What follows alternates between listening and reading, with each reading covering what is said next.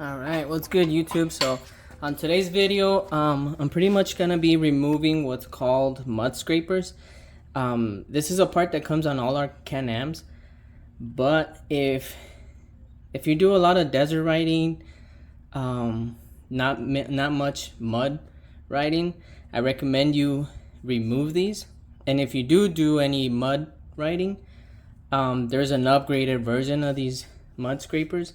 It's a pretty bad design that Can-Am did, that can really mess up your Can-Am while you're out riding. Let me show you how I lift my Can-Am. I don't have a fancy jack, just a 3-ton jack. The way I do it is I lift each side by themselves.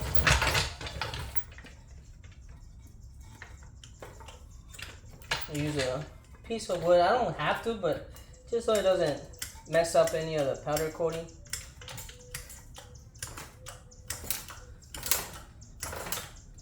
And then you don't need to lift too much.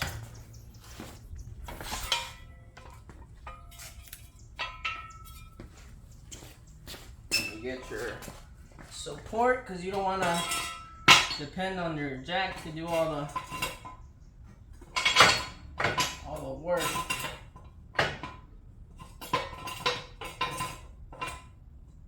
So about right there, and then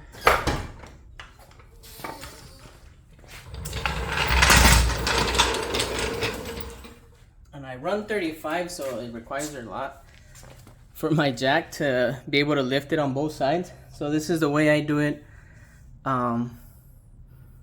Eventually I'll get a upgraded jack to be able just to lift both at the same time, but it's not a big deal.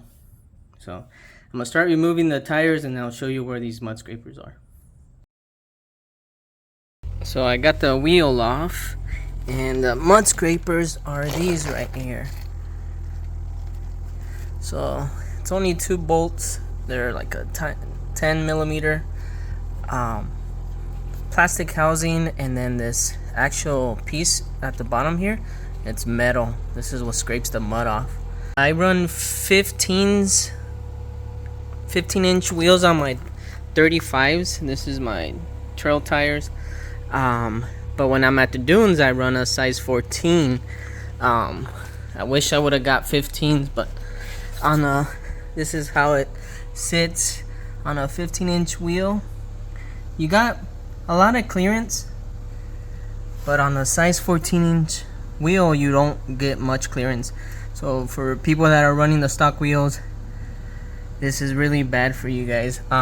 This is why you will see a lot of scrapes inside the wheel. You can kind of see a big one right there, and that's just rocks getting stuck under there, and eventually they could puncture the wheel there, and you'll be done.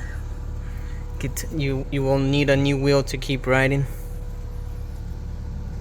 I meant to do this video a long time ago, I just never got around to do it, and it's only about a 15-20 minute job. 2 screws, if you can see there again, 2 screws. So we'll get that off. Alright, so pretty much is these 2, and it is a size 10. I'm actually not on that tight.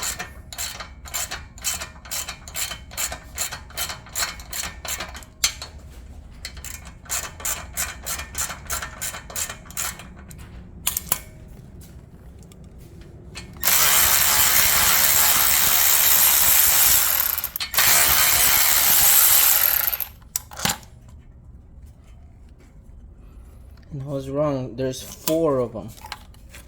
There's 2 in the back.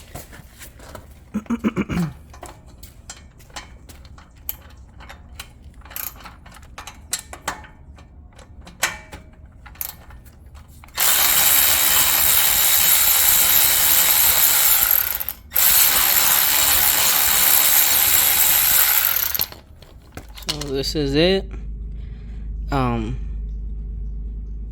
I do know the replacement, what they do is they put these at a 45-degree angle and that works better instead of it being straight on the wheel, because it does I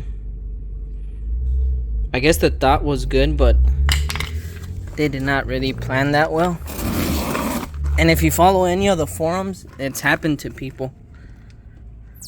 And you see those scrapes? That's where the rocks get stuck with the mud scraper. And these are 15-inch wheels, so I could only imagine on the stock wheels. So be careful, guys. Make sure you take these off if you're out in the riding desert.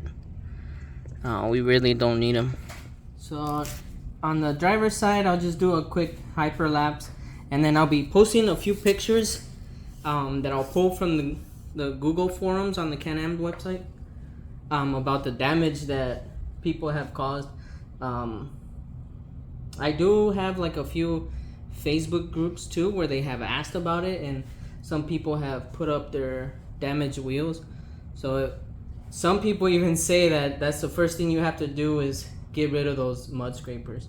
But in my opinion, it really depends where you're at, whether they would function or not. And then if I was to be riding in the mud, I'd upgrade to the ones that are set at a 45-degree angle. As you can see here, these are straight into the rim. The upgraded version, it tilts it at a 45-degree angle on both sides, and that will help prevent the damage from happening. So mud scraper again. And even like as far as this goes in,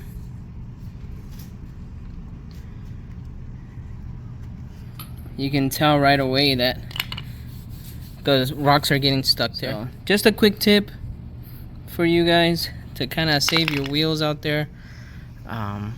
Like I said, if you do decide to keep these on, make sure you upgrade to the ones that run on 45 degrees.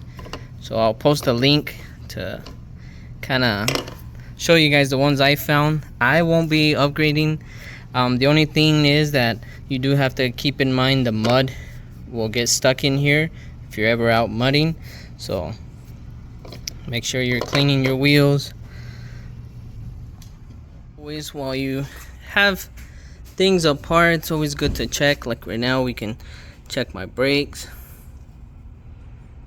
So I have about 1,700 miles on the Can-Am. The brakes are decent. I will start looking for some new ones just to be ready. Let's see this side. So same thing. I haven't posted that many videos because it's the summertime out here in Arizona and it's just too hot. Today's a sort of a good day to be out here, so I decided to do this because I have to slowly start prepping for my Glamis trips. I'll be out there a lot. My last video was on a leak I had on here, and sadly the actual seal, transmission seal cover is good, but now the one that's giving me problems is this one here. So I am gonna upgrade this already. I have one on the way that's a billet. This is what holds the seal, the actual seal itself, and it goes on with a few bolts, but it doesn't use any gaskets. What it uses is silicone. So I'm gonna upgrade this piece. I'm just waiting for it to arrive. When it does, I'll make a video on it. I'll be done after that. If that doesn't work, then goodbye aluminum housing. I'm just gonna have to get rid of it. It wasn't leaking before, so I'm 100% sure the cause is the housing, but it does weigh a lot more than the plastic one. So this housing goes attached to a few bolts on this, and I think it's just too heavy for when I'm riding. It's kind of either moving this plate and causing the leak, It's not like a leak you can tell that is dripping all the time. It's just, you can see the dirtiness. But